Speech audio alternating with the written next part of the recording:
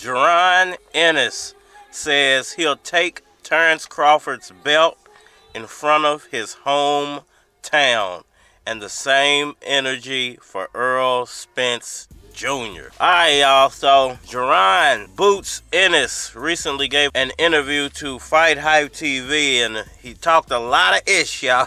I like Boots, man. Boots is a likable guy. Boots is definitely the next generation of boxing. Basically, Boots had to say that he doesn't understand how he was overlooked by Terence Crawford for a number 6 contender in the WBO. And if it's that serious, if it's to the point where Terence Crawford doesn't want to fight anybody outside of his hometown of Omaha, Nebraska, or if it's to the point where he feels like he can't secure a high number at a venue outside of Omaha, Nebraska, and he can't put up the pay-per-view numbers outside of his hometown, then Boots said he is willing to fight Terence Crawford in front of his own hometown, in his own living room, and he guarantees he'll take Terence Crawford's belt. Now, how do I feel about that? Do I think that's true? Is Boots Ennis really on that level? Listen, Boots definitely can challenge Terence Crawford. Boots I actually think is a better version of Terence Crawford than Terence Crawford is of himself. He does everything Terence Crawford does at a higher level. Terence Crawford really doesn't put a lot of power on his shots. Boots throws power with reckless abandon, and Boots definitely can switch hit. Boots has power in both hands, where I don't think Crawford has power in both hands. And Boots has matrix-like footwork, almost Pacquiao-like, similar to something like a Vasil Lomachenko. His movement around the ring is one of a kind. You know, you can compare him to these other fighters, but what he does and what they do is two totally different things. So when you bring all those facets of the boxing game together, you get Jaron Boots Ennis. And I think Terence Crawford would be in for a long night if he actually did get into the ring with Boots. I think Terence Crawford knows that these younger guys are a problem. You know, I think even ERROL Spence knows that those guys can challenge him. They can fight, they can box. You know, they have power. They're building a fan base. And I think that's where the real problem comes in. You know, whether it's Terence Crawford or ERROL Spence that you're talking about, will they be willing to actually fight Boots Ennis because of the fact that there is not a lot of money involved in the fight? Because Boots Ennis doesn't have the name yet. Now, in the actual boxing world, he has a huge name. You know, a lot of people know who Boots is. But are those followers, are those eyeballs converting to dollar signs on Boots Ennis' part? And I would have to say not just yet. You know, as much talent as he has, his talent hasn't converted to millions of views and millions of dollars just yet. So I think that's where not only Terence Crawford but ERROL Spence would actually have a problem with taking Boots on. Especially Terence Crawford. Now, we all saw the trials and tribulations of the ERROL Spence negotiation and how long that took, and it still ended up not happening. So, you know, I don't think it would go any different for Boots Ennis. I don't think he would have any more success trying to negotiate with Terence Crawford than ERROL Spence did. And the fact that Boots isn't worth as much as an ERROL Spence fight would definitely play a role in if it actually happened. I don't think Boots can secure that fight based off the money. Now, here's the funny part about that. Well, I know people are going to say, well, he took a David Avanesyan fight. David Avanesyan is a complete nobody, and he got paid $10 million for that fight. So why wouldn't a Boots fight?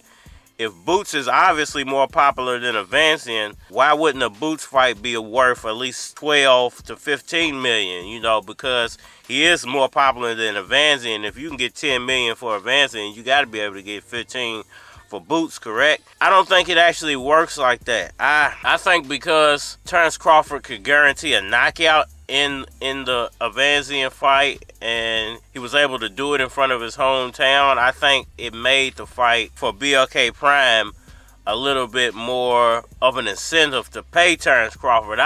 It really doesn't make sense to me. I feel like that's the only reason that they could have secured him that $10 million. Like, how could you tell me that an Avanesyan fight is worth that, but a Boots Ennis fight isn't worth that?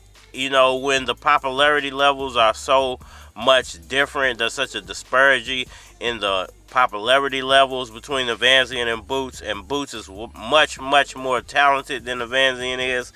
I don't get it myself. I don't understand how, that could possibly be, but obviously it is the way of the world, because nobody can sit here and say that Boots Ennis wasn't available to fight over David Avanesyan. Terence Crawford could have easily made that fight, and I'm pretty sure could have secured the same $10 million for the Boots fight that he did for the Avanesyan fight. I don't even see how they accepted Avanesyan as a opponent putting up that type of money. Now, Boots had a lot of things to say. Boots basically said that he feels like he deserves his shot. Now, a lot of people are saying that Boots is the number one in the WBO. He's actually not the number one in the WBO.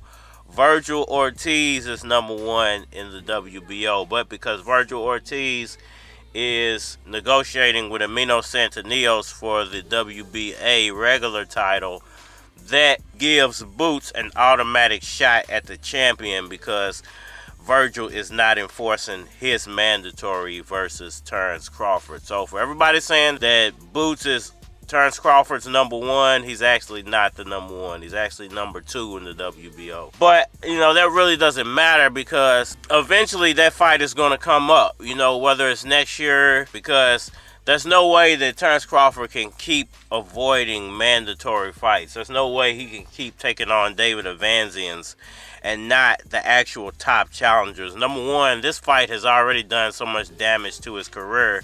I don't see how he can actually recover and go fight another David Avanesyan without completely destroying his boxing career. So it's only a matter of time before, ERROL Spence has to fight all of these mandatory number one challengers that he has. He has like 3 on his tables. What makes you think that Terence Crawford is going to be able to get away forever? He might have been able to dodge one bullet and pull a rabbit out of his hat, but there's no way he's going to dodge a machine gun fire. There's no way he's going to be able to avoid that Boots fight forever. And as far as Boots and Earl go, I would hope that Boots gets a shot at one of those guys, but I think ERROL Spence is definitely the harder of those 2 fights to make, because ERROL Spence has so much more on his plate. And, he might actually be more considerate of 154 pounds than I thought he would, because I thought those belts would have held him back from moving to 154. But I do believe if he drops one of those straps, he can do some back and forth walking between 147 and 154 if he feels like it. Y'all let me know what y'all think about that down in the comment section below. Hit that like button for me, share, subscribe. Holla at me on all social media platforms: Facebook, Instagram, YouTube, Twitter. More than likely get a response on the tube, so holla at me over there. We take them from the bar, the car, the telly. You know about the bar, the car, the telly. Yeah. Louis King, that's my shit. Show that right there. That's my bitch. Nice face, nice ass, nice legs, nice tits. If you do a nice job, you can get a nice tip. If you got a nice job and you got a nice whip and you got a nice crib, cause you like nice shit, I can feel that. I can feel that. But bring that booty over here and let me feel that. I can feel that. I can feel that, but bring your booty over here and let me feel that. Shawty, you a fool. Shawty, you a beast. Seen her in the west, seen her in the east, seen her in the club, seen her in the streets. Now I gotta see her on them hotel sheets. Shawty, you a freak. Rolling off 1.5. I gave her one on the bed, I gave her one in the bath, I gave her one on the floor, I gave her one in the car. When I feel like this, I go straight to the bar and tell her 1 chick, 2 chick, 3 chick, 4, 10 chicks, 20 chicks, 30 chicks, whoa. Which one of y'all bad bras won't go? Which one of y'all bad bras won't go? From the bar, the car, the telly. I'm talking about the bar, the car, the telly.